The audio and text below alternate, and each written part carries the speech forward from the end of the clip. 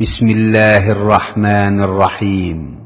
পরম করুণাময় ও অসীম দয়ালু আল্লাহর নামে শুরু। বিসমিল্লাহির রহমানির আলহামদুলিল্লাহি রাব্বিল পরম করুণাময় আলামিন ও অসীম দয়ালু আর রহমানির রহিম মালিকি ইয়াউমিদ্দিন ইয়্যাকা না'বুদু ওয়া ইয়্যাকা নাস্তাঈন ইহদিনাস সিরাতাল মুস্তাকিম সিরাতাল লাযীনা আন'আমতা আলাইহিম গায়রিল মাগদুবি আলাইহিম ওয়ালাদ দাল্লিন।